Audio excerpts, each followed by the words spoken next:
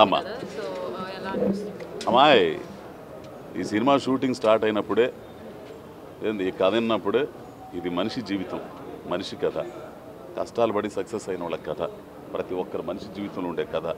ఇది ఖచ్చితంగా ప్రేక్షకుల దగ్గరికి వెళ్తుందనేది ఆ రోజునే నమ్మకం.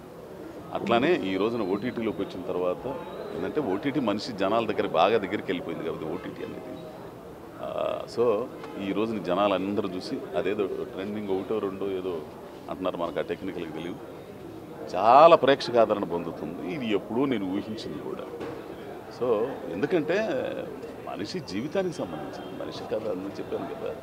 సక్సెస్ అయిన వాళ్ళ జీవితాల్లో ఎన్నో కష్టాలు కథలు ఉంటాయి. ఒక్కో స్థాయి, ఇప్పుడు నువ్వు ఉన్నావు జర్నలిస్ట్వి, ఒక రేంజ్కి వెళ్తావు, ఏంది ఒక రేంజ్కి వెళ్ళావు అనుకో, ఆ రేంజ్కి రావడానికి వెనక నీ కృషి, నువ్వు ఎదుర్కొని దాటిన ఎత్తు పల్లాలు ఎన్ని ఉంటాయి కదా. ఒక టైంలో ఎంతో మనోవేదన చెందుతావు, ఎదురైన ఇబ్బందులు కానీ, ఇంటర్వ్యూలు చేసేటప్పుడు రాజకీయ నాయకులు కానీ ఇవన్నీ కొన్ని ఉంటాయి. ఏంది ఒక లేనిపోయిన ఎన్ని కుంభకోణాలు బయటికి తీసేటప్పుడు వాళ్ళ నుంచి వచ్చే ప్రెషర్స్, ఇంట్లో వాళ్ళు నీకెందుకు అవసరమయ్యి పెళ్లి చేసుకుని వెళ్ళిపో అనే ఇవన్నీ ఉంటాయి. కానీ చేరుకోవాలంటే ఎన్నో ఉండాలిగా. అట్లా ప్రతి ఒక్క మనిషి జీవితంలో ఎన్నో కష్టాలు ఉంటాయి, ఎన్నో ఉంటాయి.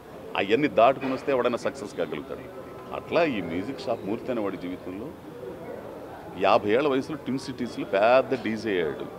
అవడానికి ఎంత కృషి చేశాడు, వాళ్ళకి ఏం తోడ్పాటైంది, కుటుంబ పరిస్థితులు, సమాజ పరిస్థితులు ఇవన్నీ ఉన్నాయి. కాబట్టి అది ఫైనల్గా ఏమిచ్చాం, ప్రతి మనిషి అనుకోవాలే కానీ సాధించడానికి ఏజ్ అనేది ఒక నంబర్ మాత్రమే అని చెప్పేసి ఇచ్చాం. ఆ రోజే అనుకుని సక్సెస్ అయింది, సక్సెస్ అయింది.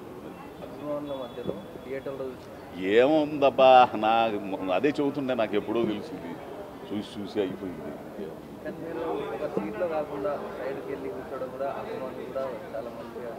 అబ్బాయి అక్కడ సీట్లు ఏమి లేవు, అక్కడ అదే చెబుతుంటున్నాయి. ఇప్పుడు ఆడ కూర్చోడానికి సీట్లు లేవు, ఏమి లేవు, నిల్చొనే ఓపిక నాకు లేదు. అప్పటిదాకా షూటింగ్ చేసి వచ్చాను, గవుక్కని రావాల ప్రెస్ మీట్ ఉందంటే కాళ్ళు నొప్పులు పడుతున్నాయి, ఈ లెగ్మెంట్ ఉంది ఎడం కాదు, ఇక నేను ఏం చేయలేక పక్కన కూర్చున్నాను. దాన్ని కూడా నాయన అది అనుకుంటే ఎట్టయినా మనం అది ఎన్నో ఉండయి, చాలా ఉండయి, వస్తాయి. అది ఏం లేవు ఇప్పుడు, వస్తాయి.